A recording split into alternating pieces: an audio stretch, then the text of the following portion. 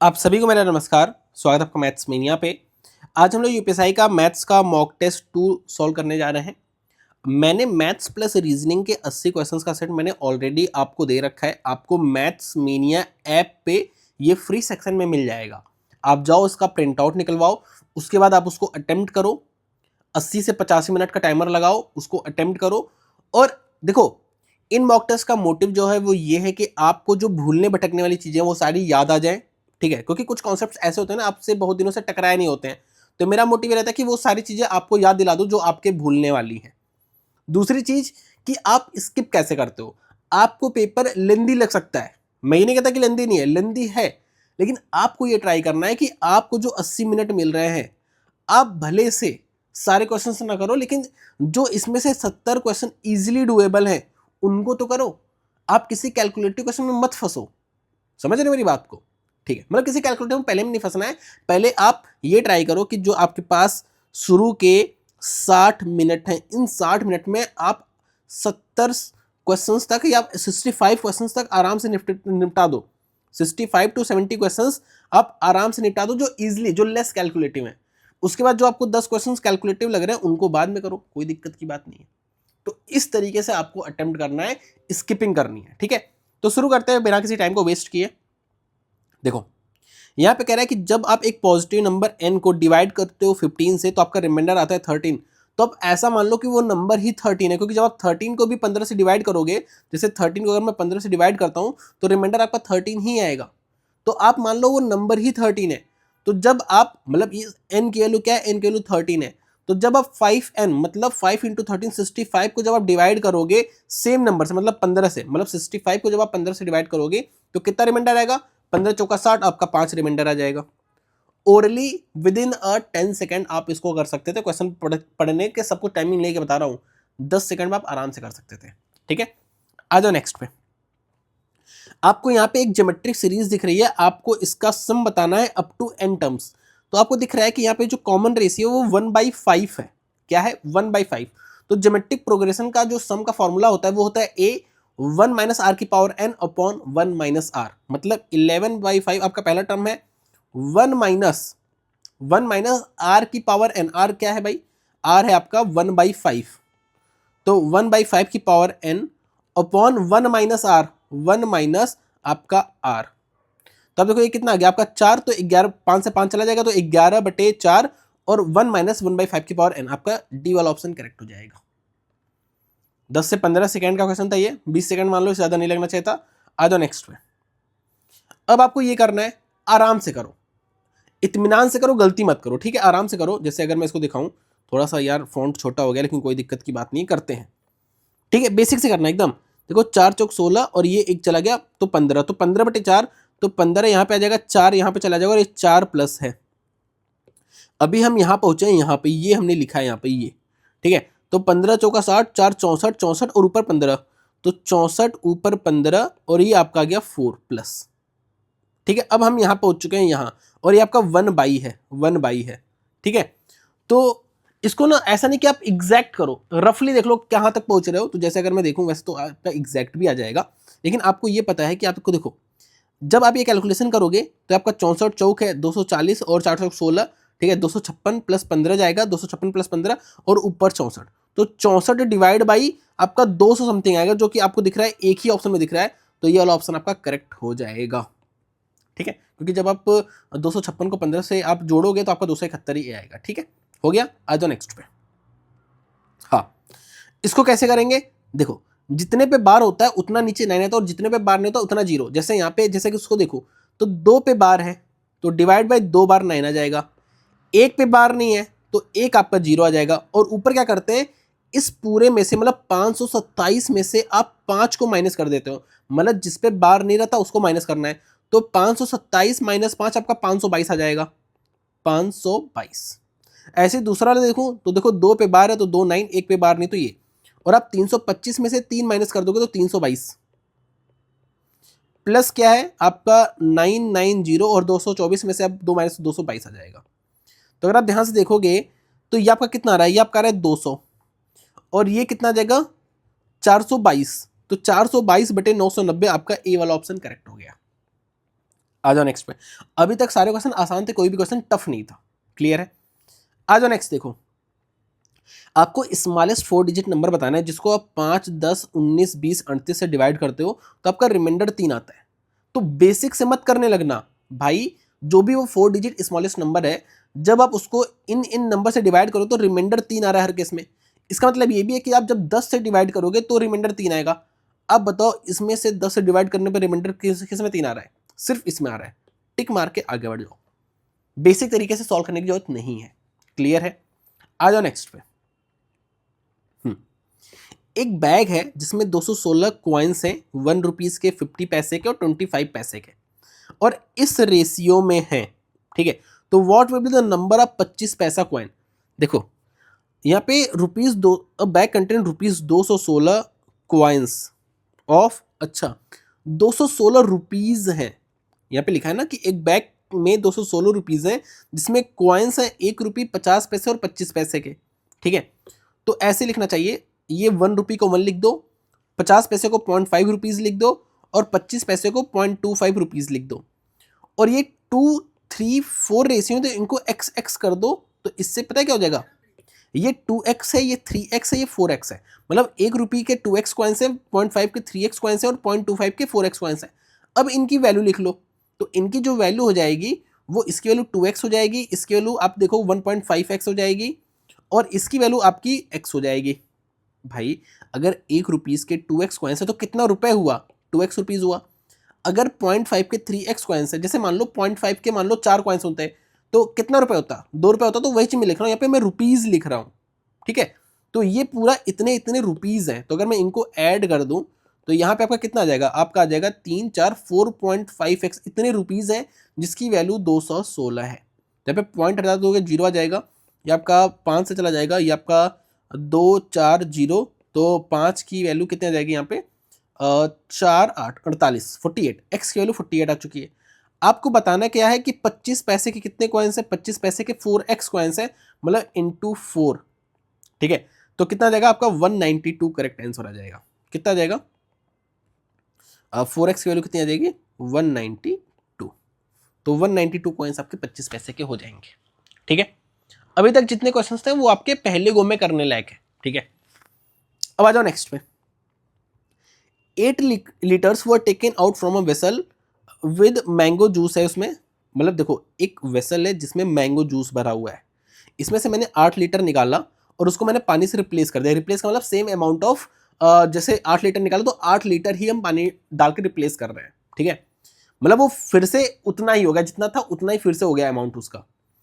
अब ये प्रोसेस को मैंने 3 बार और रिपीट किया, मतलब एक बार तो यहाँ पे किया, 3 बार और किया, मतलब टोटल 4 बार ये प्रोसेस हुआ है।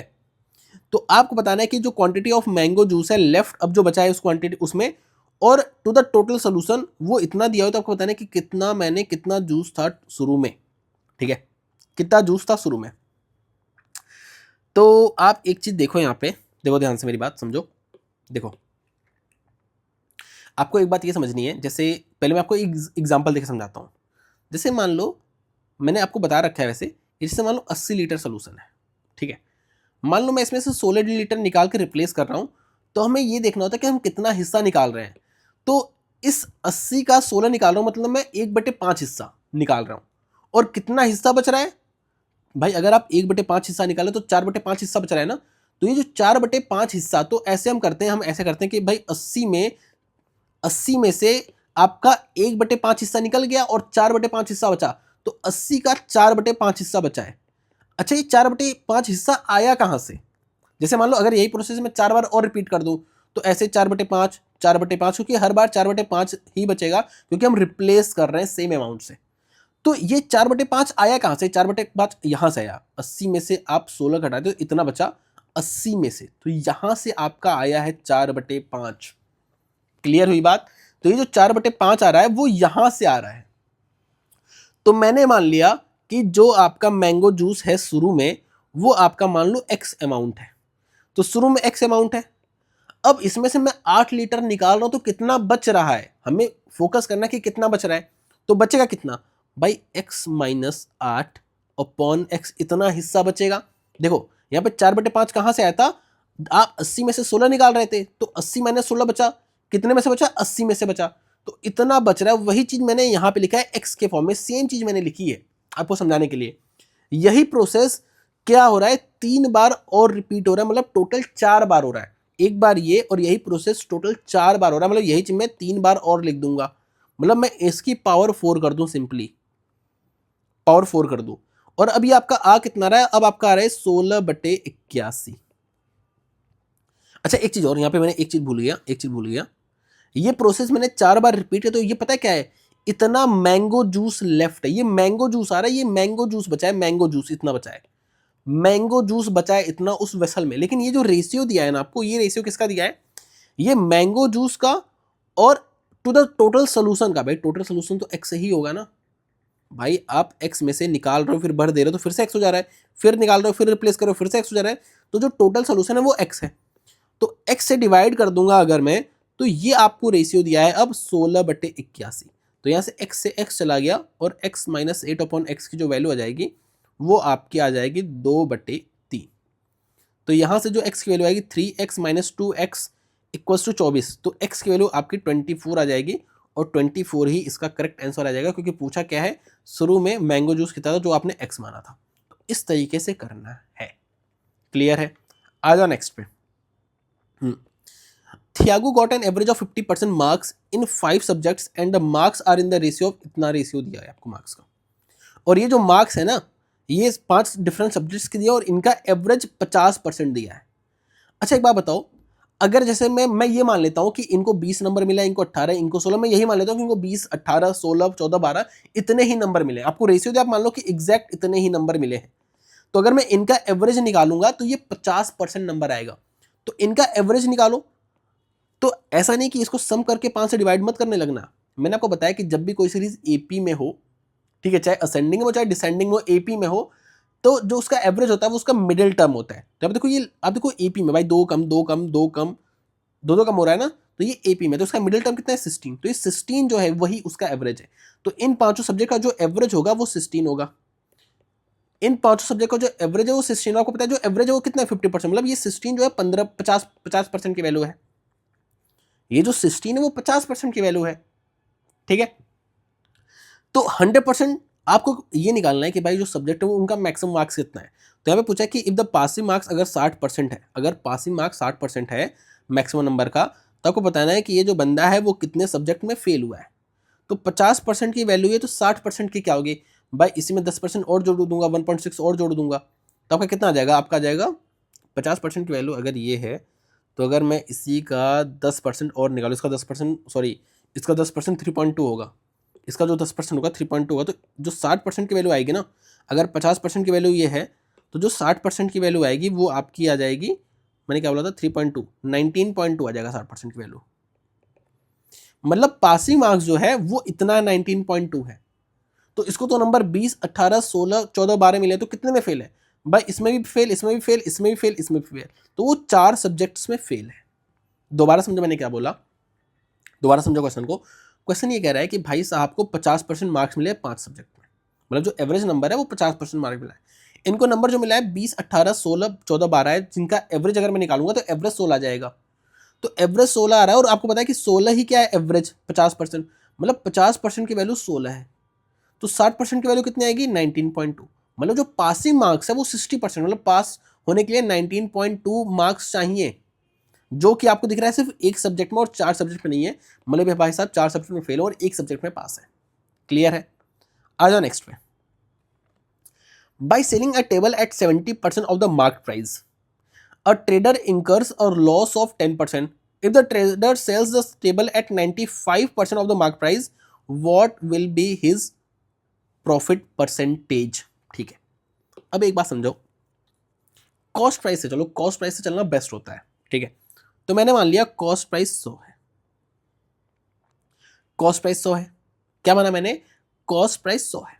ठीक है, तो अगर इसको 10% का लॉस हो रहा है, तो मतलब इसने 90 पे बेचा होगा भाई, अगर 10% का लॉस हो रहा है तो 90 पे बेचा होगा, और ये जो 90 पे बेचा है ये मार्क प्राइस के 70% की वैल्यू है, मार्क प्राइस के 70% की वैल्यू कितनी है, ये 90। तो अगर मुझे मार्क प्राइस निकालना है तो भाई ये 70% की वैल्यू मतलब 7 की वैल्यू, अगर मैं 10 की वैल्यू निकाल दूंगा तो ये आपका मार्क प्राइस आ चुका है।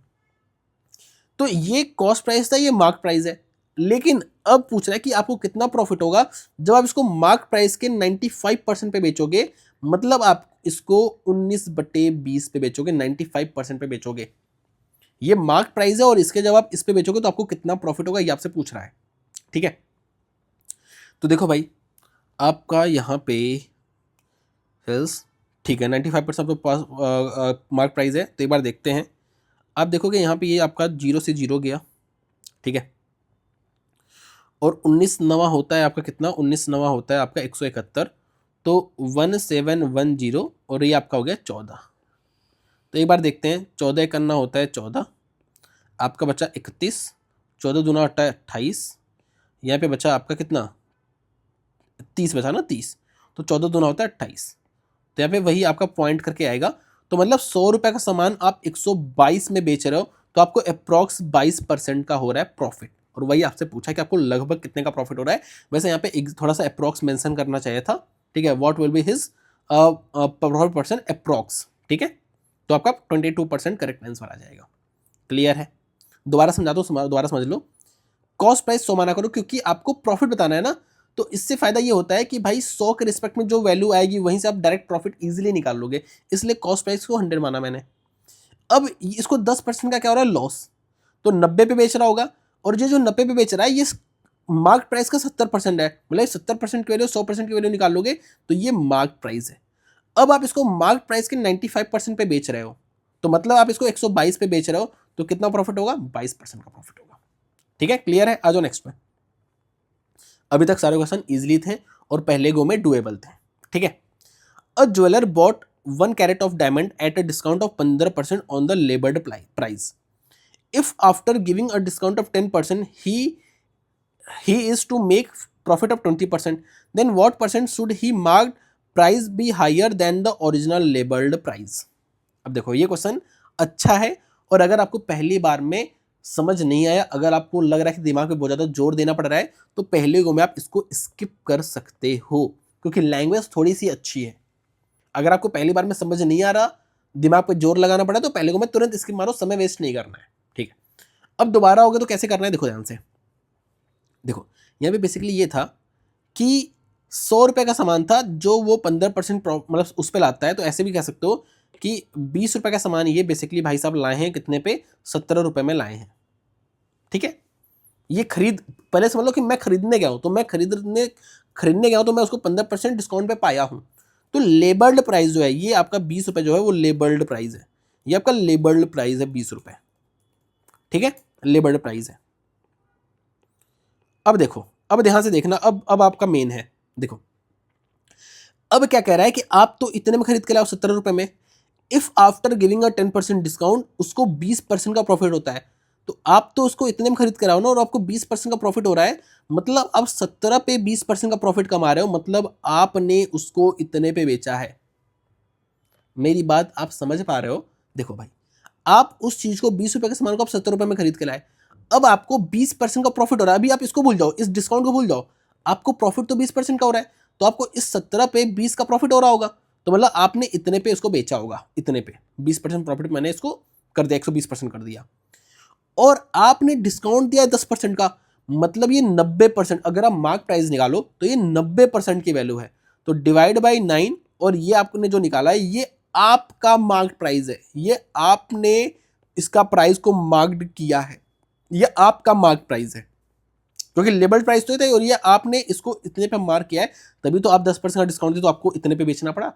ठीक है, अब आपसे क्या कह रहा है कि then by what percent should he marked price be higher than the original label price. तो इसको सॉल्व कर लेता हूं, तो यहाँ पे ये निकल आएगा कि ये आपका जो यहाँ पे तो 20 है, आपको वैसे देखना है ये कितना ऊपर है 20 से, बस आपको ये देखना और कुछ भी नहीं देखना। देखो तो ये आपका जाएगा 5 से 2 बार।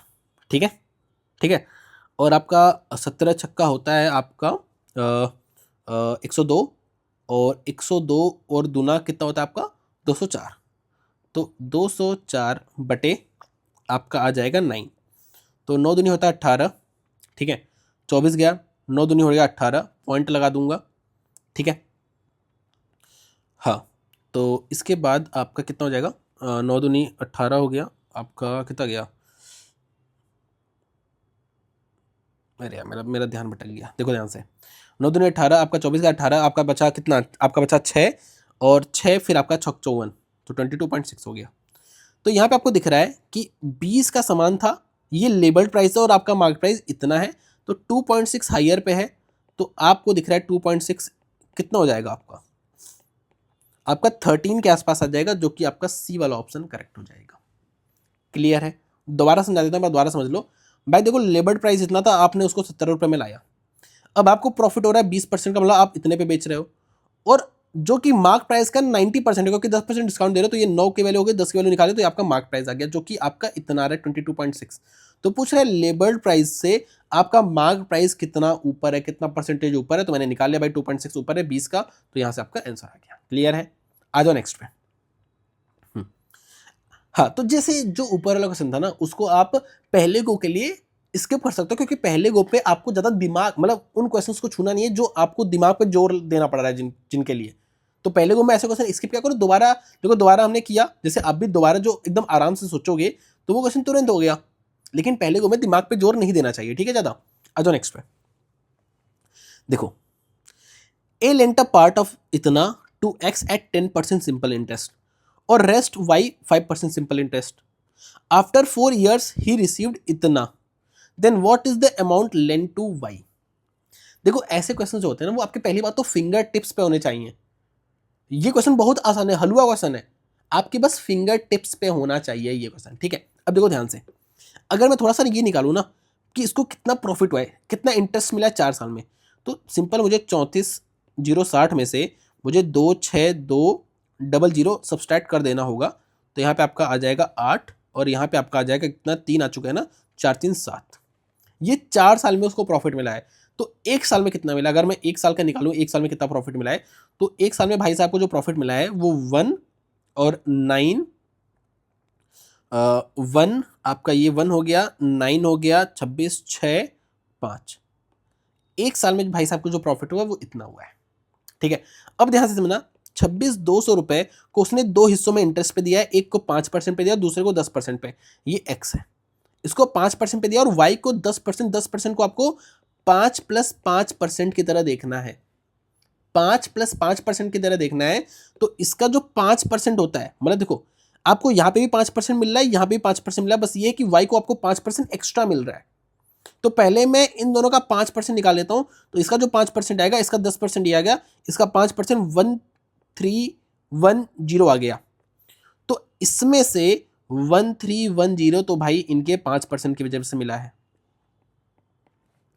तो 1310 तो इसके 5 और इसके 5% की वजह मिला है, तो ये जो एक्स्ट्रा आपको इंटरेस्ट मिला है वो इस वाई साहब के 5% की वजह से आपको इतना इंटरेस्ट और मिला है, तो वाई के 5% की वजह से आपको 655 एक्स्ट्रा मिला है।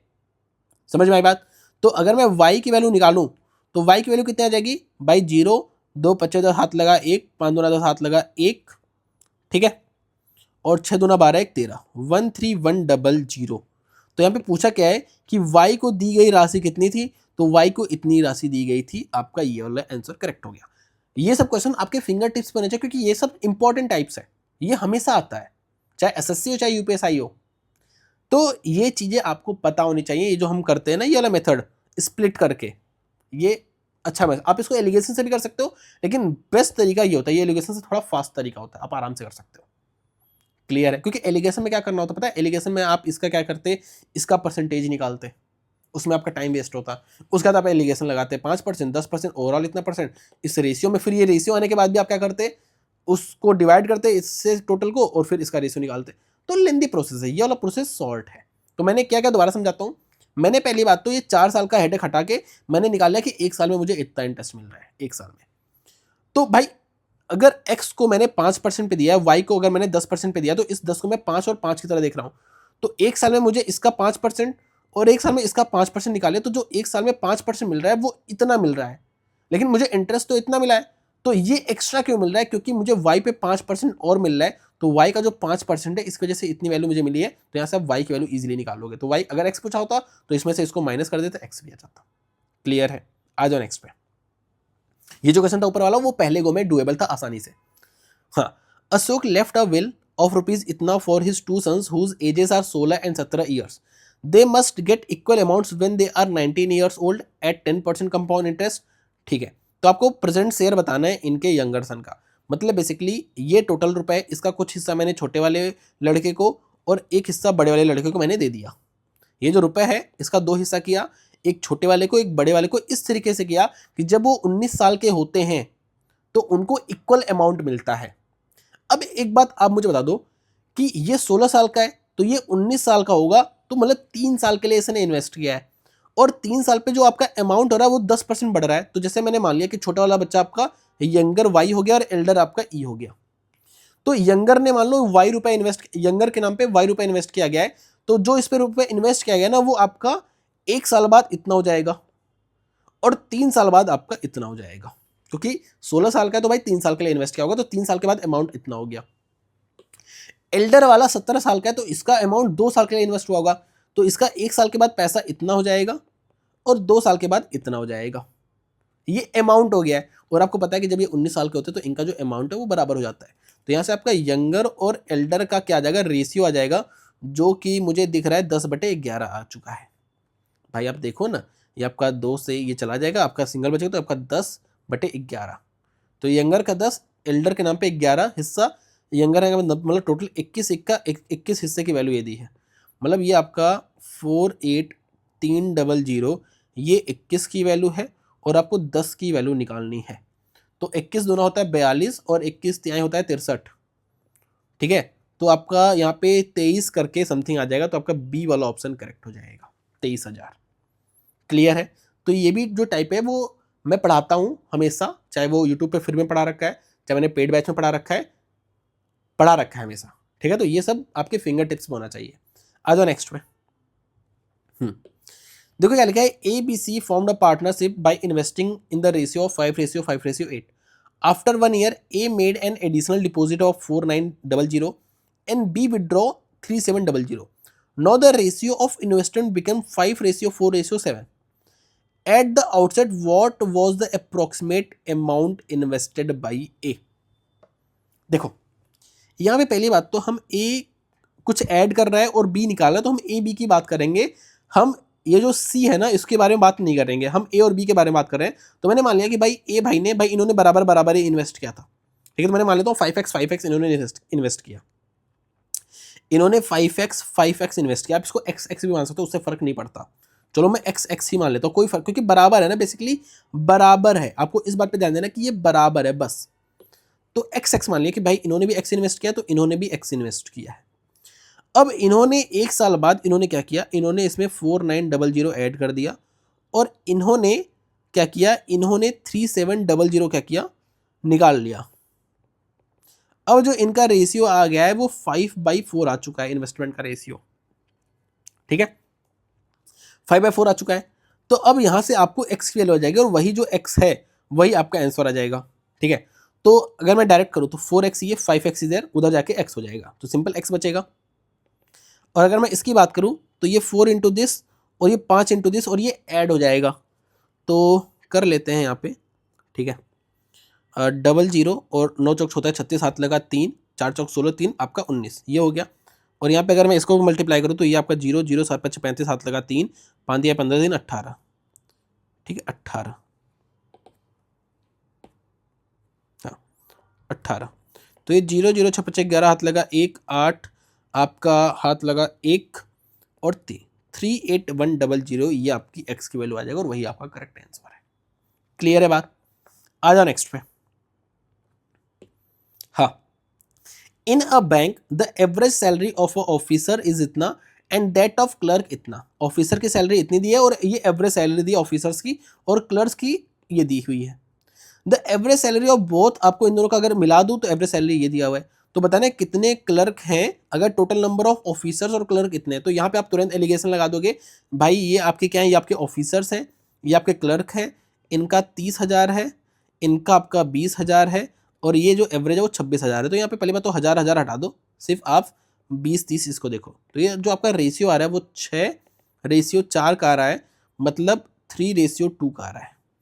तो ऑफिसर्स 3 हैं, क्लर्क 2 है, मतलब टोटल 5 है, इन 5 की वैल्यू 125 दी हुई है, मतलब 25 टाइम्स कर रहा हूँ, तो यहाँ पे इंटू 25 हो जाएगा, इंटू 25 हो जाएगा। तो जो क्लर्क है, आपसे पूछा क्या है, हाउ मेनी क्लर्क्स, तो 50 क्लर्क्स आर देयर।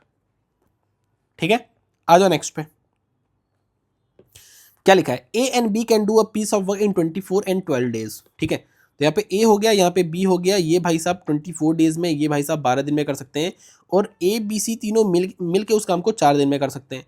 तो इनका एलसीएम 24 आ जाएगा, ये आपका 1 आ जाएगा, ये आपका 2 आ जाएगा, और ये आपका 6 आ जाएगा। ठीक है, तो यहां से आपको सी की एफिशिएंसी मिल जाएगी, क्योंकि ए की एफिशिएंसी 1 है, बी की एफिशिएंसी 2 है, तो इन दोनों की एफिशिएंसी 3 है, तो इन दोनों की एफिशिएंसी 3 है, और इन तीनों की 6 है, तो मतलब सी की एफिशिएंसी 3 हो जाएगी। तो यहां से सी की एफिशिएंसी 3 आ चुका है। अब क्या कह रहा है कि ए और बी उस काम को 3 दिन तक करते हैं, और उसके बाद जो काम करता है वो सी करता है, तो सी ने कितने दिन काम किया, तो भाई 3 दिन तक, ये 3 की एफिशिएंसी से 3 दिन तक काम किए, मतलब 9 काम हो चुका है।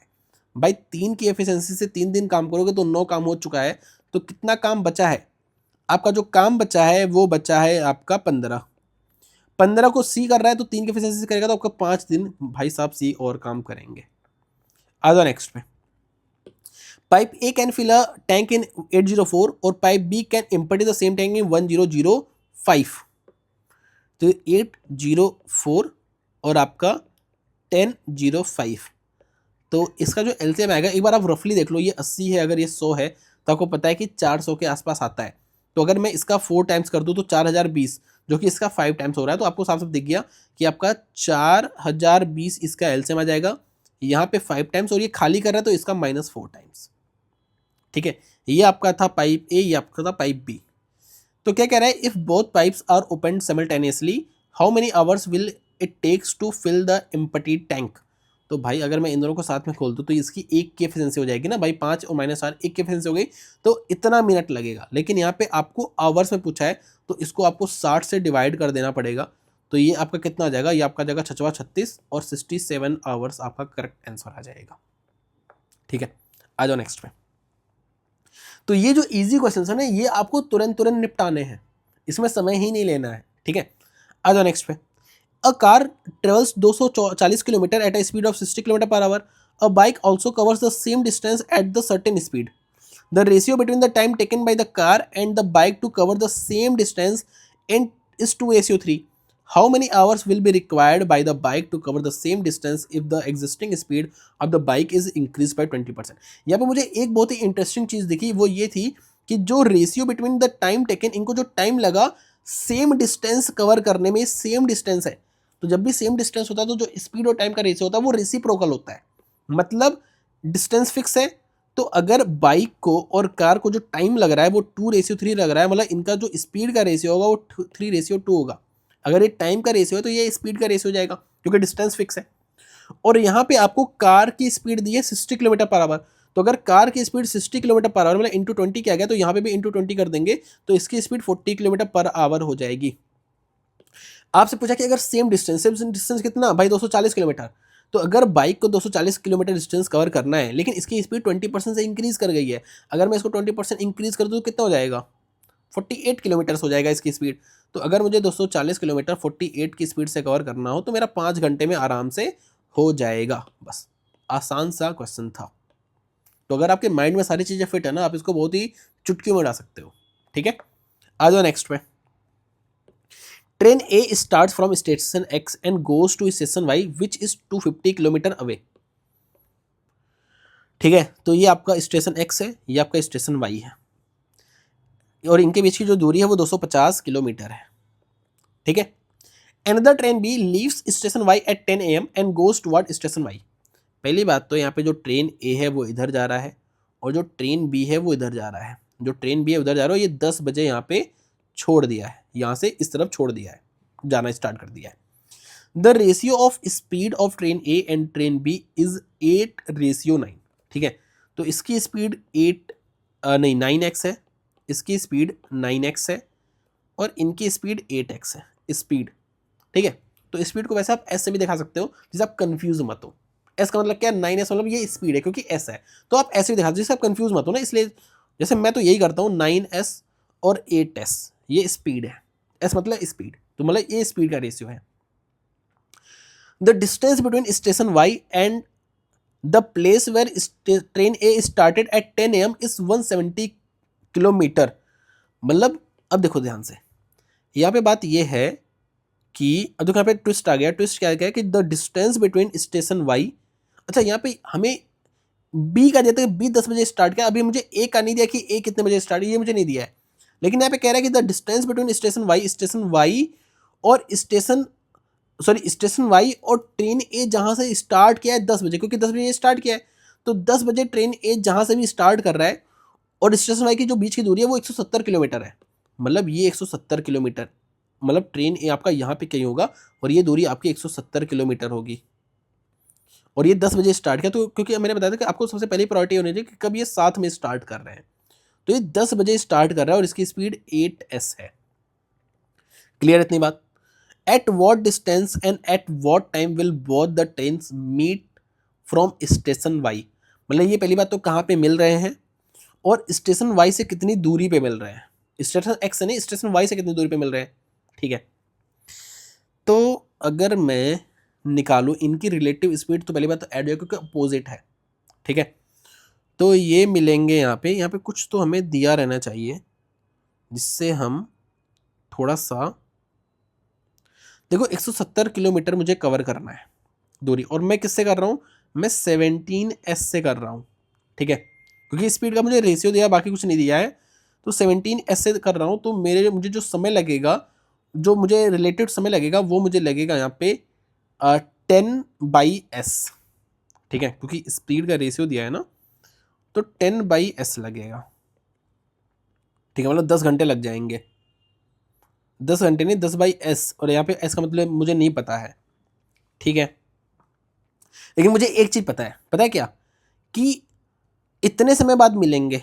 ये बात आपको क्लियर है ना कि इतने समय बाद जाके मिलेंगे। ध्यान से समझना मेरी बात दोबारा समझो। दोबारा मैंने क्या समझा रहा हूं कि भाई देखो, टाइम क्या होता है, relative distance upon relative speed. जो टाइम होता है वो relative distance upon relative speed होता है। तो रिलेटिव डिस्टेंस 170 किलोमीटर है, 170, रिलेटिव स्पीड कितनी है भाई, दोनों स्पीड ऐड हो जाएगा तो 17s। तो यहां से आपको जो टाइम निकल के आ रहा है, वो टाइम जो आ रहा है वो 10/s आ रहा है टाइम। मतलब 10/s समय बाद ये यहाँ पे मिलेंगे, कहाँ पे, कहीं भी मान लो यहाँ पे मिलेंगे।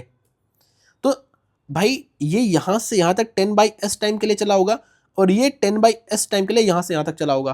तो ये जो 9s है वो इतने समय के लिए, क्योंकि मुझे यही दूरी निकालनी है।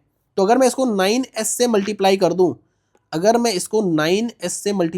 तो ये जो 90 किलोमीटर आ रहा है ना आपका, ये जो आपका 90 किलोमीटर आ रहा है वो आपका ये आ जा रहा है 90 किलोमीटर, 90।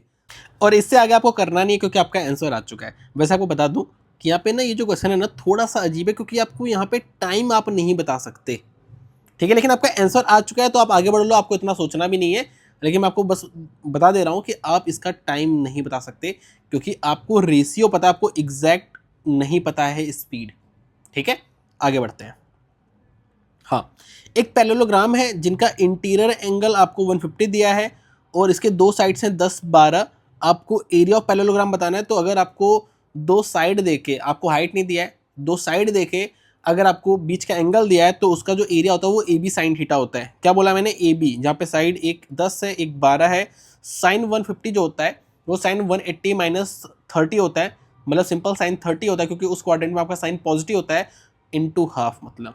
तो सिंपल यहाँ पे आपका आंसर आ जाएगा 60। अगर आपको फिर भी अगर ये फॉर्मूला नहीं पता तो भी कोई दिक्कत नहीं, तो भी आप कर सकते हो आराम से। देखो भाई, ये आपका क्या है, ये आपका एक पैरेललोग्राम है। ठीक है, जैसा भी बनाया बन गया है।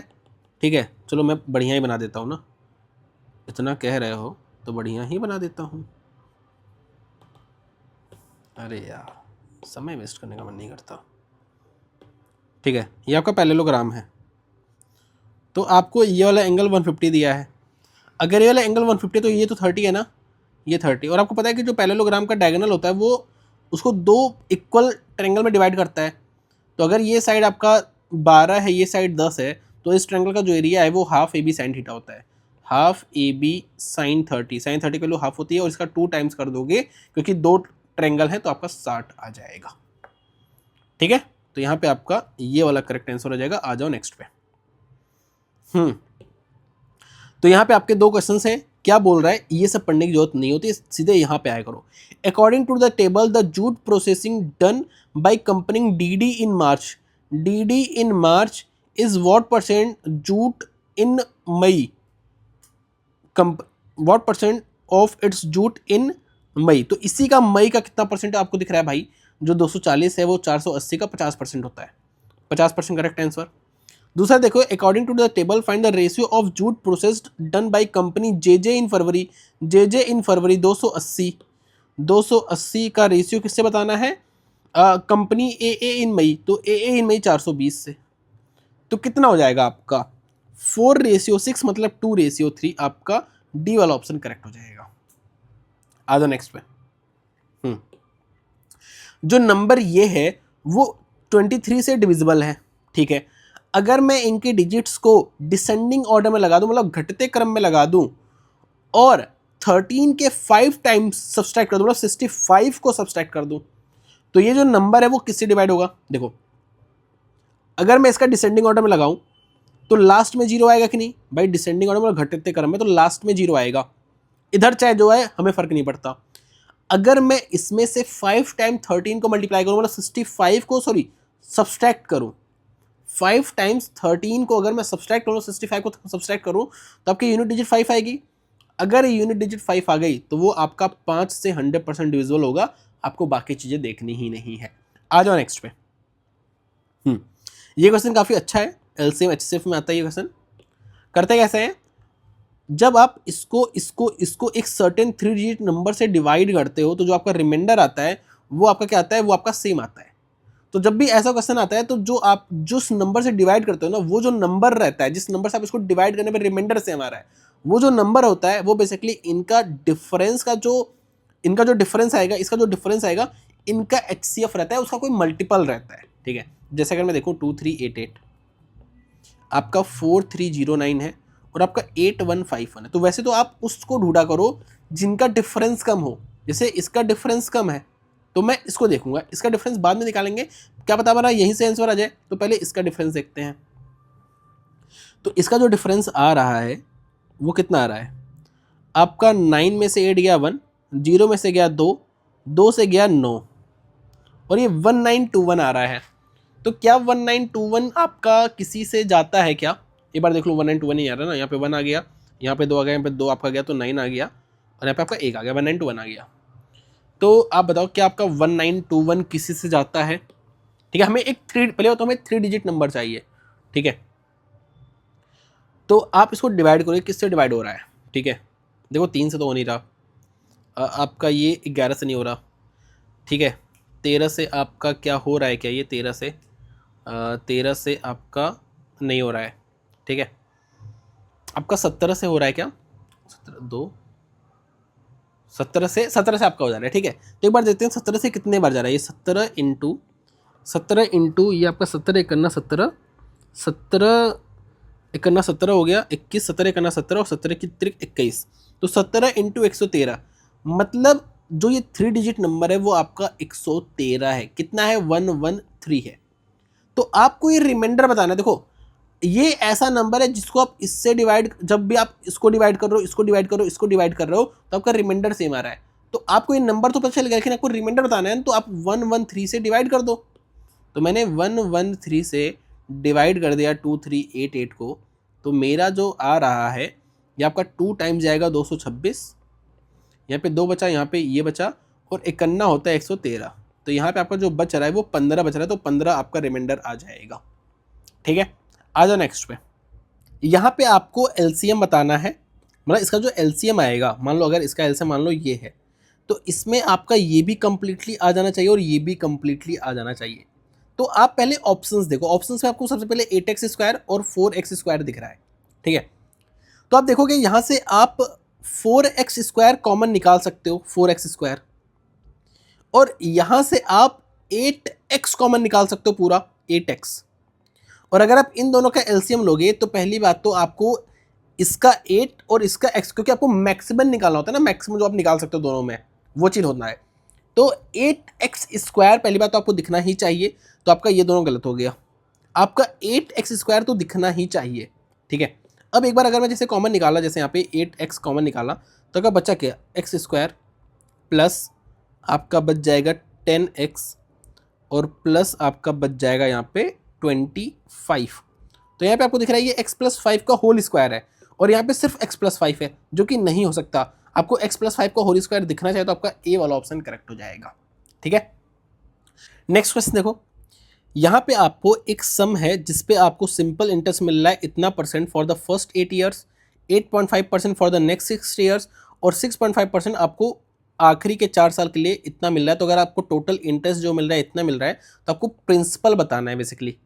ठीक है, तो 7.25 8 साल के लिए, तो आपको सबसे पहले 7 × 8 कर देना है 56 56 और 0.25 को जब आप 8 से मल्टीप्लाई करोगे तो 2 आ जाएगा, तो 56 2 58% हो जाता है। प्लस आपका 8.5 × 6, 8.5 × 2 करोगे 17 और 17 तिहाई कर दोगे तो आपका 51, तो 51%। और आखिरी के 4 साल भाई 6.5 × 2 13 और 13 दूना आपका होता है 26, तो 26। अगर मैं इसको जोड़ दूँ तो आपका ये हो गया 120 और 120 और 6 और ये आपका 9। ठीक है, तो 135 हो जाएगा। ठीक है, 135 हो जाएगा। तो 135% की जो वैल्यू दी हुई है आपको वो दी हुई है 35100। तो आपको बेसिकली 100% की वैल्यू बतानी है। तो अगर मैं 135 से डिवाइड करके अगर मैं 100 से मल्टीप्लाई कर दूँ तो आपका कितना आ जाएगा बताओ।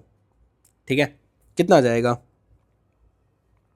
तो अगर मैं 135 को डिवाइड कर दूँ 35100 और एक जीरो और, तो ये आपका जा रहा है ये आपका चला जाएगा 270, 2 × 270 और यहाँ पे 1 आ जाएगा और ये आपका आ जाएगा 810, जो कि जाएगा आपका 6 टाइम्स।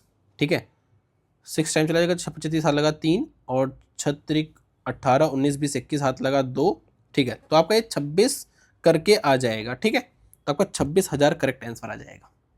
आ जाओ नेक्स्ट पे, क्या लिखा है, the amount of debt that will be discharged by 5 equal monthly instalment at इतना each at the rate of 48% simple interest per annum.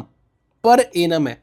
देखो पहली बात तो ये समझ लो कि अगर आपको SI इंस्टॉलमेंट या SI इंस्टॉलमेंट नहीं आता तो आप सिंपल मेरी वीडियो सर्च कर लो, यूट्यूब पे पड़ी है, आपके सारे डाउट्स क्लियर हो जाएंगे। ठीक है, यहाँ पे मैं डायरेक्ट करा रहा हूँ, हो सकता है आपको समझ में ना आए, तो बेटर क्या है कि आप वो वाली वीडियो जाके देख लेना। अगर समझ में आ गया तो अच्छी बात है, क्योंकि यहाँ पे मैं इस वीडियो में पूरा कॉन्सेप्ट नहीं सिखा सकता। समझ रहे हो मेरी बात। ठीक है, तो हम अगर ये 5 इक्वल मंथली इंस्टॉलमेंट है तो सबसे पहले हम क्या करते हैं, हम 500 लिख देते हैं। क्या लिख देते हैं, 500 प्लस भाई ये 5 इक्वल इंस्टॉलमेंट तो हमें 4 बार जाना होता है, एक कम करके जाना होता है। तो सबसे पहले 5 इक्वली मंथली इंस्टॉलमेंट है तो 500 लिख दोगे, प्लस 5 इंस्टॉलमेंट है तो आपको आगे 4 बार और लिखना है। कुछ क्या लिखना है वो भी समझाऊंगा। मंथली इंस्टॉलमेंट है तो आपको मंथली रेट लिखना पड़ेगा। तो अगर 48% आपका ये एनम का है ना, मतलब 12 से डिवाइड कर दो तो आपका 4% मंथली रेट है। तो आपको कुछ नहीं करना है, आपको 4 4 + 4 आपका 8 + 12 और प्लस कितना होता है 16। क्या क्या मैंने 4 8 12 16, ये 4 बार जाना है, 5 बार नहीं। अगर 5 है तो आपको 4 बार ही जाना है। तो ये जो होता है ये डेट होता है। क्या होता है, डेट। और आपसे डेट ही पूछा है, आपसे इस डेट की वैल्यू पूछा है। तो अगर मैं इसको जोड़ लूँ तो ये आपका होता है 20 20 आपका होता है 40 540 और इसको हम बोलते हैं डेट। तो यहाँ पे आपको डेट नहीं दिया, आपको डेट पूछा। अगर डेट दिया होता, इंस्टॉलमेंट पूछा होता तो ये डेट की वैल्यू जो भी दिया होता वो लिख देते और 100 की वैल्यू निकाल लेते, क्योंकि 100 की वैल्यू जो होती है वो इंस्टॉलमेंट होती है। तो यहाँ पे आपको 100 की वैल्यू दी है। 100 की वैल्यू कितनी दी है आपको, 1845। तो यहाँ पे 1 की वैल्यू कितनी हो जाएगी, 1 की वैल्यू आपकी 18.45 हो जाएगी। और आपको 540 की वैल्यू निकालना है तो 540 × 1845 पॉइंट। तो अब आपको इसको सिंपल 54 से मल्टीप्लाई कर लो, ज़्यादा बेटर रहेगा। बाकी बाद में पॉइंट वगैरह लगा लेना। ठीक है, तो 5 चौक 20 हाथ लगा 2, 4 चौक 16 18 हाथ लगा 1, 832 33 हाथ लगा आपका 3 और 4 एक करना 4 और होता है 7। ठीक है, 5 25 35 8 5 13, लास्ट में 3 आ रहा है। 3 आपका देखो इसी में आ रहा है, आपका ये वाला आंसर करेक्ट हो जाएगा। आप कैलकुलेशन कर लेना, आपका आंसर वही आएगा। ठीक है, आ जाओ नेक्स्ट पे। XYZ enter into partnership. X invests some money at the beginning. Y invests thrice the amount of X after 4 months. Z invests double the amount of Y after 9 months from the beginning. If the annual gain अगर इतना है तो share of Y बताना है आपको। तो आपको पहले ये देखना है कि इन्होंने कितने समय के लिए ये इन्वेस्टमेंट की है। ठीक है, तो क्या लिखा है, क्या लिखा है, X Y Z enter X Y invest, ठीक है, beginning Y invest thrice the amount of X after 4 month and Z invest double the amount of Y after 9 months from the beginning. If the annual gain is इतना, देखो यहाँ पे annual gain, sorry यहाँ पे मैंने ध्यान नहीं दिया कि एनुअल गेन है, मतलब 12 महीने के लिए इन्होंने इन्वेस्ट किया है। तो मैंने माना कि जो पहले बंदे ने इन्वेस्ट किया है, मान लेता हूँ 1 इन्वेस्ट किया है, 1, तो इसने 12 महीने के लिए इन्वेस्ट किया होगा। जो वाई ने इन्वेस्ट किया ये एक्स है, वाई ये हो गया और जेड ये हो गया। तो जो वाई ने इन्वेस्ट किया वो थ्राइस मतलब 3 टाइम्स किया इन्वेस्ट, मतलब 3 इन्वेस्ट किया है, लेकिन ये 4 महीने बाद, मतलब 12 महीने में अगर आप 4 महीने बाद आ रहे हो तो मतलब आप 8 महीने के लिए आ रहे हो। अगर मैं बात करूँ जेड की, तो जेड ने डबल इन्वेस्ट किया वाई का, मतलब वाई का डबल मतलब 6 इन्वेस्ट किया है, लेकिन ये 9 महीने बाद आया है, मतलब ये लास्ट के 3 महीने बाद, लास्ट के 3 महीने के लिए आया होगा।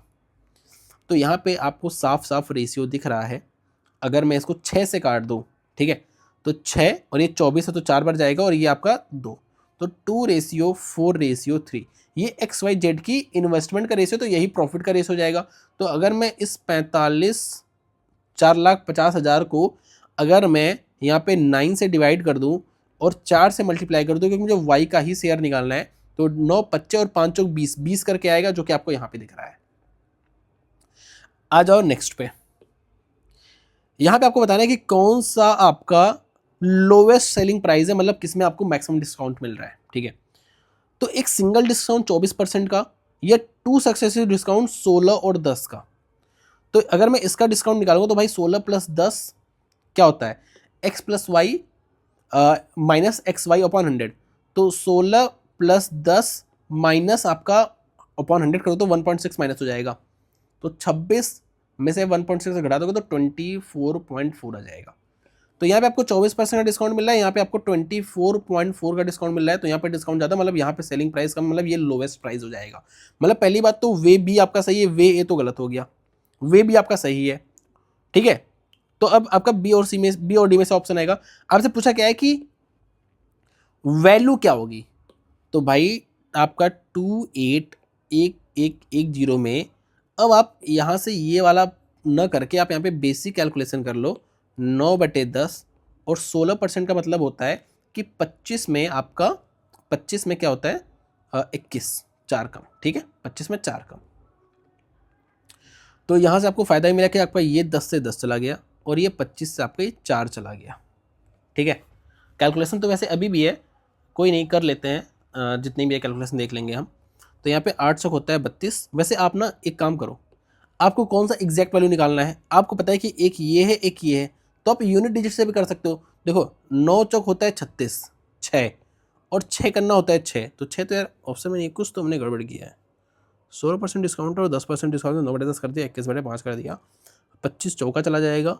अच्छा हाँ, सॉरी 8 चौक होता है 32, 2 9 दूनी होता है 18, 8 और 8 करना होता है 8, तो आपका यूनिट प्लेस पे जो आएगा वो 8 आएगा, इसलिए आपका ये वाला ऑप्शन करेक्ट हो जाएगा। क्लियर है, आ जाओ नेक्स्ट पे।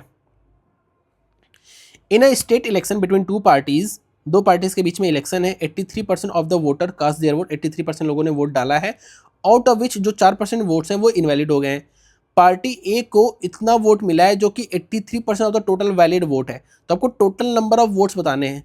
तो मैंने मान लिया कि टोटल नंबर ऑफ वोट्स जो है वो वी है, इस वी के 83% लोगों ने वोट दिया है, ठीक है, 83% लोगों ने वोट दिया, बाकी ने वोट नहीं दिया है, और इसके जो 4% वोट्स हैं वो इनवैलिड है, तो कितने वैलिड है, वैलिड आपके 24/25 हो गए, 24/25 वोट वैलिड, भाई इतने लोगों ने वोट डाला और इतने वैलिड है। इस वैलिड का यहाँ पे क्या लिखा है कि 83% वोट इनको मिला है, ठीक है। तो इस वैलिड वोट का 83% जो वोट्स है वो मिला है पार्टी ए को, जिसकी वैल्यू मुझे दी है, मतलब इसके 83% की वैल्यू मुझे, इसके 83% की वैल्यू मुझे यहाँ पे दी हुई है कितनी, यहाँ पे मुझे दी हुई है, कितनी दी हुई है 156611। तो यहाँ से आप सॉल्व कर लेना, आपकी वी की वैल्यू आ जाएगी, थोड़ी सी कैलकुलेशन आपको करनी पड़ेगी, तो इसको आप खुद से सॉल्व करोगे। और वैसे एक चीज़ और समझो कि देखो आपको पता है कि इसमें कैलकुलेशन लगने वाली है, क्योंकि देखो ये आपका क्या है, ये आपका प्राइम नंबर है, तो कैलकुलेशन तो लगने वाली है, इससे डिवाइड कर लो, आपको शायद आसानी से दिख जाए चीज़ें, ठीक है। लेकिन मेरे कहने का मतलब ये है कि आपको पता है इसमें कैलकुलेशन आपको करना क्या है, ऐसे बना लेना है बॉक्स, और इसको आपको बाद में करना है कैलकुलेशन, क्योंकि कैलकुलेटर समय लगेगा, इसको आपको करना है बाद में। क्लियर है इतनी बात, आ जाओ नेक्स्ट पे, इसको आप कर लेना, इसका जो आंसर आएगा वो आपका ये डी वाला आंसर करेक्ट आ जाएगा, ठीक है। ठीक है ना। आ जाओ नेक्स्ट पे। हाँ हाँ, तो यहाँ पे क्या है, Anand covers a certain distance in the first leg of 5 hours at the speed of 50 kilometre per hour. In the second lap है या लेग है, जो भी बोल लो, ठीक है। तो इसने 50 किलोमीटर पर आवर की स्पीड से 5 घंटे पहले लैप में कवर किया है, ठीक है। 5 घंटे में 50 किलोमीटर पर आवर की स्पीड से। आपको वैसे बताना क्या है, how much total time did he take to complete all 3 legs, ठीक है। तो भाई पहले लेग में तो 5 घंटे लिया है, उसको डायरेक्ट लिख लो, बाकी आगे का देख लेंगे। ही इंक्रीज द स्पीड बाई 20%, इसने 20% स्पीड इंक्रीज कर दिया, जिसकी वजह से इसको 20% एक्स्ट्रा डिस्टेंस कवर करना पड़ा इससे, ठीक है, जिससे वो 20% ज़्यादा डिस्टेंस कवर कर पाया, ठीक है। ओके, तो यहाँ से आपको ये समझ में आएगा कि यहाँ पे अगर मैं डिस्टेंस निकालूँ, तो इसने जो डिस्टेंस कवर किया था ना 50 की स्पीड से 5 घंटे, मतलब इसने जो डिस्टेंस कवर किया था वो आपका 250 किलोमीटर किया था। अब ये भाई साहब 20% एक्स्ट्रा डिस्टेंस कवर करे तो इसका जो 20% होता है 50 होता है, तो मतलब अब ये भाई साहब 300 किलोमीटर डिस्टेंस कवर कर रहे हैं। और एक बात देखो, इनकी स्पीड है जो 20% इंक्रीज हो गई है, तो पहले अगर इनकी स्पीड 50 थी तो अब इनकी स्पीड 60 हो चुकी है, इनकी स्पीड 60 हो चुकी है, तो अब इन्होंने इतना समय लिया जो कि आपको दिख रहा है 5 घंटे लिया है, ठीक है। अब आ जाओ तीसरे लेग पे। He covered the third leg at the average speed of first 2 legs and covered 10% extra distance then that of the second leg distance, ठीक है। तो अब इन्होंने 10% एक्स्ट्रा डिस्टेंस किया है देन द सेकेंड, तो सेकेंड में इन्होंने 300 किया था, तो इसका 10% मतलब अब इन्होंने 330 किया है। लेकिन अब जो इनकी स्पीड है वो एवरेज स्पीड ऑफ फर्स्ट है, तो आपको भाई स्पीड में कभी भी आपको S1 प्लस S2/2 नहीं कर देना है, गलती से भी नहीं करना है काम, ये काम आपको गलती से भी नहीं करना है, ठीक है, गलती से भी नहीं करना है आपको ये काम, ठीक है। तो आपको करना है क्या है फिर, वैसे तो आपको एक चीज़ बताऊं, आपको ये बात पता होगी, मैंने ये आपको इस टाइम स्पीड डिस्टेंस में पढ़ा रखा है, फाउंडेशन में पढ़ा है, यहाँ पे भी चलो बता देता हूँ कि पहली बात तो आपको ये गलती करनी ही नहीं है कि S1 प्लस S2/2 कर दो। अगर आपको 2 का एवरेज निकालना है, 3 का निकालना है, तो मैंने कहा हमेशा आपको total distance upon total time करना है। क्या बोला मैंने, हमेशा आपको total distance upon total time करना है। लेकिन अगर टाइम इक्वल होता है ना, जैसे आपकी पहले घंटे स्पीड S1 है, दूसरे घंटे स्पीड S2 है, तो इस केस में आप S1 प्लस S2/2 कर सकते हो एवरेज स्पीड। तो आप ध्यान देखोगे यहाँ पे भी 5 घंटा लगा था, यहाँ पे 5 घंटा लगा था, मतलब यहाँ पे जो टाइम है वो बराबर है, तो यहाँ पे आप S1 प्लस S2 कर सकते हो। तो यहाँ पे स्पीड 50 थी, यहाँ पे स्पीड 60 थी, तो 60 प्लस 50 110/2। क्या बोला मैंने, 110/2, तो यहाँ पे स्पीड इनकी ये है, क्लियर है। तो यहाँ पे इनको टाइम लगेगा इतना, तो यहाँ पे 5 घंटा लगा, यहाँ पे 5 घंटा लगा, और यहाँ पे इनको लग जाएगा 6 घंटा, तो 5 5 10 और 6 16 घंटे लगेंगे, आपका करेक्ट आंसर आ गया। तो आपको टाइम वेस्ट नहीं करना है, वो total distance upon total time लिखने में डायरेक्ट कर सकते हो, क्लियर है। तो मैंने क्या बोला आपको बता देता हूं कि जो फॉर्मूला होता है, देखो ध्यान से समझना, ठीक है। वैसे जो एवरेज स्पीड का फॉर्मूला होता है वो आपका क्या होता है, total distance upon total time, ठीक है। लेकिन अगर इक्वल डिस्टेंस होता है, इक्वल लाइक 2 इक्वल डिस्टेंस की बात करता हूं मैं, अगर 2 इक्वल डिस्टेंस की करता हूं तो 2S1 S2/S1 प्लस S2 होता है। अगर मैं 2 इक्वल टाइम की बात करूं, 2 इक्वल टाइम की, तो उस केस में आपका S1 प्लस S2/2 होता है, क्लियर है। आ जाओ नेक्स्ट पे। A can do 1/3 of the piece of work in 32 days। तो भाई 1/3 से मतलब नहीं, आपको पूरे काम से मतलब है, तो इसका 3 टाइम्स हो जाएगा 96। तो ए किसी काम को 96 दिन में करता है। 37.5 का मतलब होता है 3/8, तो 3/8 काम 24 दिन में कर रहा है, तो भाई ये 8 64 दिन में करेगा, तो बी उस काम को 64 दिन में कर रहा है, 64 डेज में। और जो सी है वो 60% काम 48 दिन में करता है, तो भाई 6 से काट दो तो आपका 8 बार चला जाएगा, तो मतलब 100% काम वो 80 दिन में करेगा, तो सी उस काम को 80 दिन में करता है, ठीक है। अगर मैं इसका एलसीएम ले लूँ, इसका अगर मैं एलसीएम ले लूँ, इसका जो एलसीएम आएगा वो कितना आएगा, देखो यहाँ पे तो आपको दिख रहा है 8 × 8, ठीक है। साथ में अगर मैं 80 को देखूँ तो 80 जो होता है 8 × 10 होता है, मतलब 8 × 2 × 5 होता है, तो यहाँ पे 8 है, यहाँ पे 2 दिख रहा है, 5 और कर दो 5। साथ में जो 96 होता है वो 12 8 96 होता है, कितना होता है 12 8 96, तो 12 8 96 तो 8 दिख रहा है, और 12 में भी 4 × 3, यहाँ पे आपको 4 इसमें दिख रहा है, तो मतलब × 3 कर दो, तो ये आ गया इसका LCM। ठीक है, तो यहाँ पे आपका 12 अट्ठे 96, तो भाई 4 या 8, इसमें 4 को मैं देख रहा हूँ सिर्फ, और ये 3, तो 5 दूनी 10। ठीक है, यहाँ पे 10 आ जाएगा, यहाँ पे 10 आ जाएगा, 64 यहाँ पे 15 आ जाएगा, और यहाँ पे 80, तो यहाँ पे 80 में मुझे यहाँ पे मुझे 4 देखना पड़ेगा, और 8 पचे 40 और 2, तो 4 तिहाई 12, तो यहाँ पे इनकी एफिशिएंसी आ गई। अब आगे बढ़ो, आगे क्या लिखा है, बी और C started work for X day. B और सी एक्स दिन के लिए काम करते हैं, तो बी और सी मतलब 15 और 17 की एफिशिएंसी से 27 की एफिशिएंसी से 27 की एफिशिएंसी से एक्स दिन तक काम होता है।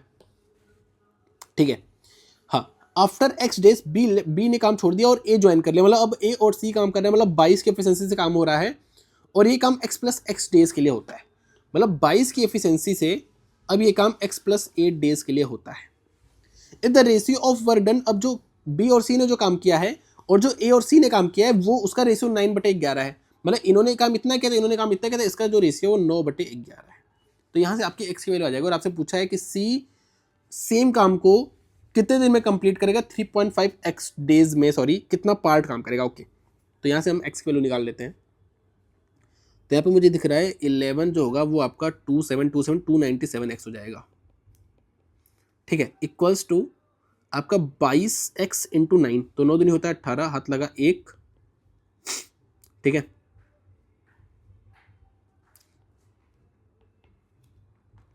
बाईस इंटू 8 इंटू 9 ही लिख देते हैं, बवाल खत्म। तो यहाँ पे आपका आ जाएगा कि यहाँ पे कितना आ जाएगा आपका, मेरे ख्याल से 100 नहीं 99। ठीक है, 99, तो 99x equals to 11 into 8 into 9 लिख दो, इंटू 2 लिख दो, मतलब ये आपका 99, तो 16, एक्स की वैल्यू आपकी आ रही है 16, तो एक्स की वैल्यू आ रही है 16। ठीक है, आपसे पूछा है कि कितना फ्रैक्शन काम करेगा सी 3.5x डेज में, तो 3.5x डेज में सी की एफिशिएंसी कितनी है, सी की एफिशिएंसी है 12, सी की एफिशिएंसी है 12, और ये 12 दिन में सी की एफिशिएंसी है 12, और ये 3.5 इंटू इतने दिन में कितना काम करेगा, टोटल काम कितना है, टोटल काम है आपका 8 इंटू 8 इंटू 5 इंटू 3। ठीक है भाई मेरे, तो यहाँ पे जो चीज़ मैं काट पा रहा हूँ ये काट पा रहा हूँ, 8 त्रिक होता है 24, तो आपका चला गया 2 बार, 8 दूनी होता है 16, ये आपका चला गया, तो एक बार 3.5/5 मतलब ये आपका आ रहा है 7/10। तो ये इतना फ्रैक्शन ऑफ वर्क कर पाएगा। क्वेश्चन काफ़ी अच्छा था, थोड़ा सा कैलकुलेटेड था, इसको आप बाद के लिए भी रख सकते हो। ठीक है, आ जाओ नेक्स्ट पे। The ratio between the divisor and the remainder is 3:2। तो यहाँ पे डिवाइजर की बात करेंगे, यहाँ पे रिमाइंडर की बात करेंगे। ये डिवाइजर है, डिवाइजर, और ये आपका रिमाइंडर है। और आपको आगे क्या दिया है, डिवाइजर और क्वोशेंट दिया है, तो डिवाइजर को हम बीच में रखेंगे क्योंकि डिवाइजर दोनों में कॉमन है। तो ये आपका क्या है, आपका क्वोशेंट है। ठीक है, तो यहाँ पे अगर मैं देखूँ डिवाइजर और रिमाइंडर का रेशियो 3:2 दिया था, और डिवाइजर और क्वोशेंट का, तो डिवाइजर कितना है, डिवाइजर 7 है और क्वोशेंट 12 है।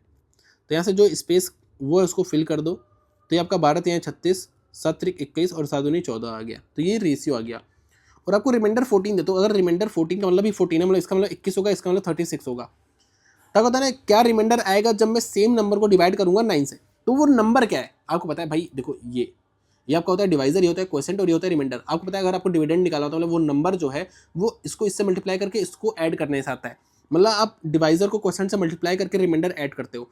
तो जब आप 21 को 36 से मल्टीप्लाई करोगे तो आपका जो आएगा वो 756 आएगा। 756 में अगर आप 14 ऐड कर दो तो वो आपका आ चुका है 770, 770। और जब 770 को आप डिवाइड करोगे 9 से तो आपका आ जाएगा 5 आपका रिमाइंडर आ जाएगा।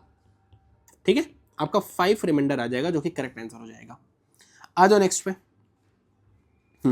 एक सिलेंड्रिकल रोड रोलर है made of metal in 1 metre long है उसकी लेंथ, और उसका इनर रेडियस आपको दिया है और उसकी थिकनेस दी है। पहली बात तो इनर रेडियस दिया है और थिकनेस दिया है।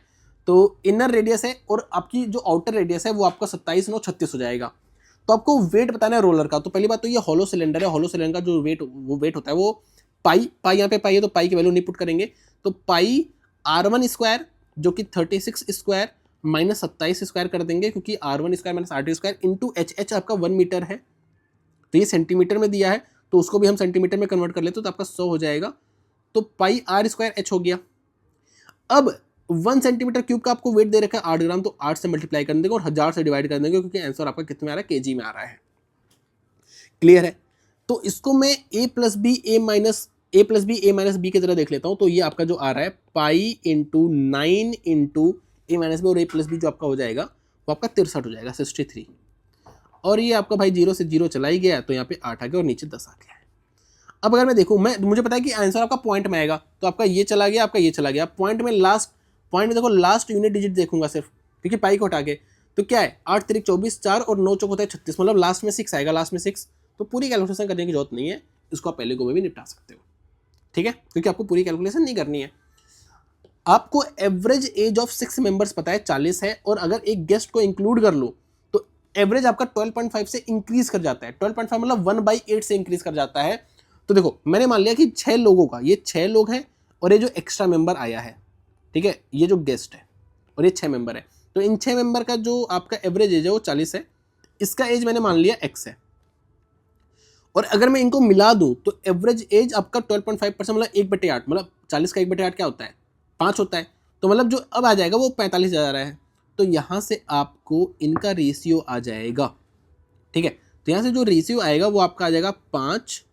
और एक बात समझना, ये वैल्यू छोटी ये बड़ी है, मतलब आप इस डायरेक्शन में, तो ये आपका इस डायरेक्शन, मतलब ये x-45 क्या जाएगा, x-45। अच्छा ये क्या आता है, ये आता है कि ये जो लोग हैं, मुझे यहाँ पे वैसे पता है यहाँ पे 6 लोग, यहाँ पे 1 लोग हैं, ये बेसिकली आता है कि ये जो लोग हैं ये किस रेशियो में प्रेजेंट है। तो आपको पता है कि ये जो लोग हैं वो 6:1 में प्रेजेंट है, तो यहाँ पे 1 की वैल्यू 5 मतलब इंटू 5 किया गया है, तो यहाँ पे भी इंटू 5 करूंगा तो मैं 30 पे पहुंच जाऊंगा। मतलब यहाँ पे 30 इक्वल्स टू आपका x-45 है, तो यहाँ से x की वैल्यू आपकी 75 आ जाएगी, मतलब इसकी एज आपकी 75 थी। 75 will be the correct answer, ठीक है। आ जाओ नेक्स्ट पे। एक कंटेनर है जिसमें 25 लीटर मिल्क है, और इस कंटेनर से मैं 5 लीटर मिल्क निकालता हूं और वाटर से रिप्लेस, पहले बात तो रिप्लेस कर रहा हूं, मतलब टेंशन की बात ही खत्म। इस प्रोसेस को मैं 2 बार और रिपीट करता हूं, मतलब ये प्रोसेस बेसिकली 3 बार होता है। तो कितना मिल्क बचेगा कंटेनर में, तो भाई 25 में अगर मैं 5 निकाला, मतलब 1/5 हिस्सा निकाला, तो 4/5 बचेगा, और ये प्रोसेस हमारा 3 बार हो रहा है रिपीट। तो ये आपका चला गया, ये आपका बेसिकली 64/5 हो जाएगा, जो कि आपका 12.8 होता है। तो आपका डी वाला ऑप्शन करेक्ट हो जाएगा। आ जाओ नेक्स्ट पे। आपको इसकी वैल्यू बतानी है, तो अगर आप ध्यान से देखो, अगर आप 2-2 ऐसे पेयर कर दो, क्या कर रहे हो आप, 2-2 पेयर कर रहे हो ये, तो आपका ये a² माइनस बी स्क्वायर होगा, जो कि a plus b a minus b होता है। तो अगर मैं इसको लिखूं तो a माइनस बी, जो a माइनस बी है तो वो तो 1 आएगा, यहाँ पे भी a माइनस बी 1 आएगा, यहाँ पे भी a माइनस बी 1 आएगा, लेकिन जो a प्लस बी वाला टर्म है वो आपका डिफरेंट आएगा। तो यहाँ पे आपका जो आ रहा है a प्लस बी वाला टर्म, वो आपका आ रहा है, वैसे यार इसको ठीक है करते हैं वैसे। तो ये आपका 199 आ रहा है, ये आपका कितना आ रहा है, ये आपका आ रहा है 195, ठीक है। ये आपका आ रहा है 193। तब देखोगे यहाँ पे 4 सॉरी 191 आ रहा है, सॉरी 191 आ रहा है। तो आप देखोगे यहाँ पे 4 का डिफरेंस आ रहा है। और एक बात और देखो, यहाँ पे 11 से लेके हम 100 तक गए थे, मतलब यहाँ पे टोटल 90 टर्म्स है। कितने टर्म्स है, 90 टर्म्स। और यहाँ पे जो मैं टर्म लिख रहा हूँ, ये 2 टर्म को रिड्यूस करके 1 टर्म लिख रहा हूँ, 2 टर्म को रिड्यूस करके 1 टर्म लिख रहा हूँ, मतलब टोटल यहाँ पे 45 टर्म्स है। कितने, 45 टर्म्स हैं। आपको इनका बताना है सम। इतनी बात क्लियर है ना, आपको इन्हीं का बताना है सम, ठीक है। तो आप बताओ, अगर मैं यहाँ से जैसे मुझे पता है पहला टर्म ये है, और यहाँ पे जो कॉमन डिफरेंस है, जो डी की वैल्यू है वो -4 है, ये बात ध्यान देना, -4 है, ठीक है। अच्छा वैसे यहाँ पे मैं लास्ट टर्म भी देख सकता हूँ, लास्ट टर्म जो आ रहा है वो आपका आ रहा है 23 आ रहा है, 23। तो मुझे लास्ट टर्म भी पता है, तो मुझे a + l पता है, तो वैसे मैं इसको भी फर्स्ट टर्म मान सकता हूँ, इसको भी लास्ट टर्म मान सकता हूँ, ये आपके ऊपर है। तो मैं इसको फर्स्ट टर्म मान लेता हूँ, यहाँ पे डी का टेंशन खत्म, ठीक है। तो n/2 45/2 a + l 23 + 199, ठीक है। तो यहाँ से आपका ये चला जाएगा 45/2 इंटू 9 हाथ लगा 1, 9 1 10 2 12 हाथ लगा 1 222, तो आपका 111। तो 45 45 45, तो 4995 will be the correct answer. C वाला ऑप्शन बिल्कुल करेक्ट हो गया है, ठीक है। आ जाओ नेक्स्ट पे। यहाँ पे एक रिजल्ट पहले देख लो कि आपका एक रिजल्ट होता है एक्स स्क्वायर प्लस वाई की power 4 plus X square Y square. ये आपका जो रिजल्ट होता है ना वो आपका X square plus X Y और into X square plus Y square minus x Y होता है। ये रिजल्ट आपको पता होना चाहिए, ठीक है। देखो कहने के लिए तो वैसे अलजेब्रा आपके सिलेबस में नहीं है, लेकिन सिंप्लीफिकेशन में तो कुछ भी आ सकता है, ठीक है। तो उसके लिए आपको ये रिजल्ट पता होना चाहिए। तो यहाँ पे आप देखोगे ये आपका क्या है, एक्स की पावर 4 है, ये आपका वाई की पावर 4 है। अगर आप ध्यान से देखोगे तो ये भी आपका एक्स वाई होगा। आपको एग्जैक्ट कैलकुलेट करने की जरूरत नहीं है, आप समझ जाना कि भाई अगर 4 25 20 होता है और ये ज़्यादा वैल्यू तो कहीं ना कहीं यही आ रहा होगा, और 6 चौक 24 होता है, यहाँ पे यूनिट प्लेस भी ठीक है। तो कैलकुलेट करने की जरूरत नहीं है, क्योंकि भाई इतनी बड़ी कैलकुलेशन थोड़ी पूछेगा आपसे, वहाँ पे कहीं ना कुछ तो लॉजिक लगेगा, ठीक है। तो यहाँ पे क्या है, एक्स की पावर 4 वाई की पावर 4, यहाँ पे एक्स स्क्वायर वाई स्क्वायर है, यहाँ पे एक्स स्क्वायर वाई स्क्वायर और एक्स इंटू वाई है। तो भाई अगर मैं इसको इससे डिवाइड कर दूं, ये नीचे आ जाए तो वही चीज लिखा है, तो बचा क्या, बचा ये। तो यहाँ पे जो आपका बच्चा है वो x square plus Y square minus x y बचा है। जहां पे एक्स क्या है, एक्स आपका ये है, इसका स्क्वायर करोगे, आप इसका स्क्वायर करोगे और माइनस एक्स वाई की वैल्यू माइनस एक्स वाई की वैल्यू आपको पता है, यहाँ पे पता है ये चीज, तो इसको कैलकुलेट मत करने लगना, वो अब बात आपको पता है। लेकिन ये भी कैलकुलेशन थोड़ी सी लेंदी है। अगर आप इसको भी सिंप्लीफाई करके लिखना चाहते हो ना, तो आप इसको लिख सकते हो एक्स माइनस वाई का होल स्क्वायर और प्लस एक्स वाई।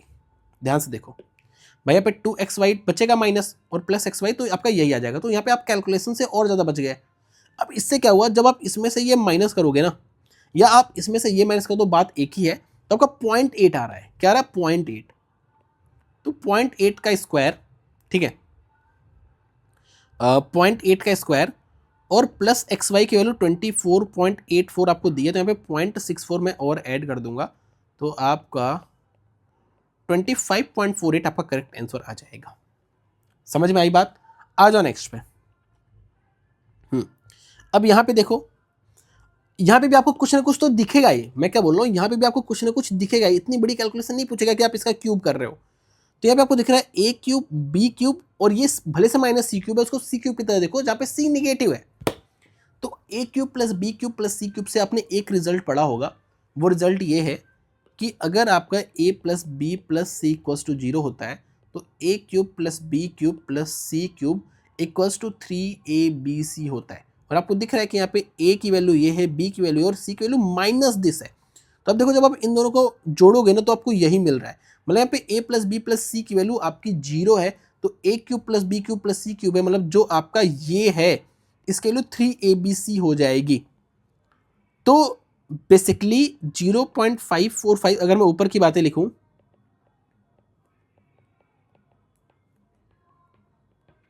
नीचे जो आ रहा है वो 3 इंटू ऊपर का एक माइनस भी, क्योंकि सी माइनस है तो माइनस भी आपका आ जाएगा, ठीक है। तो 0.324 इंटू 0.221 इंटू 0.545 और माइनस बाहर रहेगा, तो ये आपका आ जाएगा।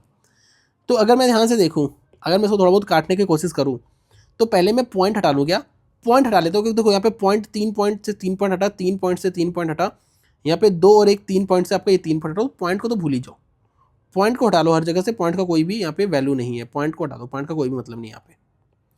तो यहाँ पे आपका क्या से, इससे तो आपका तुरंत ये चला गया, ठीक है। और आप देखो और क्या काट सकते हो, तो आपका और क्या जाएगा, 3 से आप काट दो इसको, 3 से चला जाएगा आपका 27 बार, ठीक है, ठीक है। अगर मैं 9 से काटूँ तो 9 से गया 3 बार, और ये 9 से गया आपका 9 तिरिक 27 और 6 बार गया, 3 से गया आपका 12 बार, ठीक है, 12 बार गया। और देखो और क्या जा रहा है आपका, अगर मैं आपको इसको काटूं, और किससे काट सकता हूँ मैं इसको, ऊपर बचा है 51 इंटू 52 और नीचे बचा है ये, तो मुझे तो लग रहा है ये पूरा ही जा रहा है, ठीक है। चलो मैं इसको 17 से काटता हूँ, 17 तिहाई और 17 इक्कन्ना और 17 पच्चे, सॉरी 17 तिहाई, ठीक है। 13 से जाएगा 4 बार, 4 तिहाई 12 से आपका चला गया 12, तो सिंपल आपका बच गया -1। तो आपका ए वाला ऑप्शन करेक्ट हो जाएगा, माइनस को भूल मत जाना, ठीक है। आ जाओ नेक्स्ट पे। How many 5 letter words can be formed from the letter this such that the word always starts with consonant, मतलब कॉन्सोनेंट के साथ ही स्टार्ट होना चाहिए। और 5 लेटर वर्ड आप कितने बना सकते हो? 5 लेटर वर्ड, ठीक है। देखो पहली बात तो ये 5 लेटर वर्ड है, और आपके जो 5 लेटर वर्ड है वो आपको इनसे बनाना है। तो आप मुझे एक बात बताओ, जैसे अगर मैं कॉन्सोनेंट काउंट करूं तो ये 1 2 3 4 5 6, 6 कॉन्सोनेंट्स हैं। क्या है? 6 कॉन्सोनेंट्स हैं, और टोटल कितने हैं? 6 7 8 9 10, टोटल 10 है जिसमें 6 कॉन्सोनेंट है। तो आप बताओ इस प्लेस पे क्या आ सकता है? इस प्लेस पे आपके पास सिर्फ 6 ऑप्शंस हैं। कितने ऑप्शंस हैं? 6 ऑप्शंस हैं, सिर्फ 6 ऑप्शंस हैं, ठीक है। तो आप कर दोगे 6, क्योंकि आपके पास 6 ऑप्शंस हैं, ठीक है। आपके पास 6 ऑप्शंस हैं। यहां पे आपके पास कितने ऑप्शंस हैं? अब देखो एक बात समझो, कॉन्सोनेंट से स्टार्ट होना चाहिए, इससे आगे आपको मतलब ही नहीं है, भाड़ में जाए, इससे आगे आपको मतलब ही नहीं है, ठीक है। तो यहाँ पे 6 आपके पास चॉइसेस हैं। अब यहाँ पे आप चाहे कॉन्सोनेंट डालो वोवेल डालो, से मतलब नहीं, क्योंकि आपका जो कंडीशन था वो बस ये था कि यहाँ पे स्टार्ट कॉन्सोनेंट से होना चाहिए, ठीक है। अब देखो, अब इस 10 में से आपके पास कितने चॉइसेस हैं? क्योंकि एक आपने यहाँ पे यूज कर लिया, तो आपके पास 9 बचे हैं। मतलब ये समझ लो कि आपके पास, समझ लो कि जैसे होते वो गेम नहीं होता, ऐसे ऐसे वर्ड्स लिखे होते हैं, आप उसको जोड़ के बनाते हो, तो समझ लो कि ये आपके पास सारे लेटर्स पड़े हुए हैं। आपने एक लेटर यहाँ पे यूज कर लिया, और यहाँ पे आपके पास सिर्फ 6 चॉइसेस हैं, क्योंकि आप वॉवेल्स को नहीं ले सकते। तो यहाँ पे आपके पास 6 चॉइसेस हैं। अब आपके पास, आपने एक यहाँ पे यूज कर लिया, यूज तो एक ही किया है ना, तो आपके पास 9 अभी भी बचे हुए हैं। तो यहाँ पे आपके पास 9 चॉइसेस हैं, यहाँ पे आपके पास 8 चॉइसेस हैं, यहाँ पे आपके पास 7 चॉइसेस हैं, और यहाँ पे आपके पास 6 चॉइसेस हैं। तो इसको मल्टीप्लाई कर दोगे तो इतने वर्ड्स आप बना सकते हो। तो यहाँ पे अगर मैं थोड़ा बहुत देखूँ तो भाई मैं पूरा कैलकुलेशन के ऊपर मैं देखूँ, 9 का मल्टीपल आ रहा है। क्या ये 9 का मल्टीपल है? हाँ। क्या ये 9 का मल्टीपल है? नहीं। क्या ये 9 का मल्टीपल है? नहीं। क्या ये 9 का मल्टीपल है? 6 5 11 और 8 4 12? नहीं। तो आपका एक ही ऑप्शन बचा, यही सिर्फ 9 का मल्टीपल है, तो यही आपका करेक्ट आंसर हो जाएगा। पूरी कैलकुलेशन करने की जरूरत नहीं है, ठीक है। आ जाओ नेक्स्ट पे। 2 families with 3 members each and 1 family with 4 members are to be seated in a row। मतलब 2 families हैं with 3 members each, दोनों में 3 3 मेंबर हैं, एंड 1 family with 4 members, मतलब टोटल 3 फैमिली है, जिसमें 2 फैमिली विथ 3 members ईच, और एक फैमिली जो है जिसमें 4 मेंबर हैं, are to be seated in a row, इनको एक रो में बैठाना है। In how many ways such that can be seated so that the member of the same family are not separated, मतलब जो फैमिली के मेंबर हैं वो आपके सेपरेटेड नहीं होने चाहिए। तो मैंने आपको क्या बोला, जैसे एक फैमिली उसमें 3 मेंबर है, 1 2 3, एक फैमिली उसमें भी 3 मेंबर है, और जो एक फैमिली है इसमें 4 मेंबर है। तो मैंने क्या किया, मैंने इनको रस्सी से बांध दिया जिससे ये अलग ना हो, इनको भी मैंने रस्सी से बांध दिया अलग ना हो, इनको भी मैंने रस्सी से बांध दिया ये अलग ना हो। तो इनको आप इधर उधर बैठा सकते हो, लेकिन इस रस्सी में बंधे मतलब ये आपस में नहीं इधर उधर भागेंगे, तो मतलब 3 फैक्टोरियल की तरह बैठा सकते हो इनको। साथ में इन ये आपस में एक दूसरे का एक्सचेंज कर सकते हैं, मतलब 3 फैक्टोरियल। ये आपस में एक दूसरे की सीट एक्सचेंज करते हैं, 3 फैक्टोरियल। ये आपस में एक दूसरे की सीट एक्सचेंज कर सकते हैं, 4 लोग हैं, 4 फैक्टोरियल। तो यहाँ पर 3 फैक्टोरियल की पावर 3 और 4 फैक्टोरियल, आपका बी वाला ऑप्शन करेक्ट हो जाएगा। तो सिंपल सा था, आपको इसी तरीके से करना चाहिए था। अगर आपको इसमें से मान लो 3 से 4 क्वेश्चन ऐसे थे जो आप स्किप कर सकते थे, उसको स्किप करो, कोई भी दिक्कत नहीं, स्किप करने में कोई बुराई नहीं है। आपका पहला टारगेट रहना चाहिए कि आप कम समय में ज़्यादा क्वेश्चन निपटा दो, ठीक है। तो आज के लिए इतना रखते हैं, थैंक यू सो मच।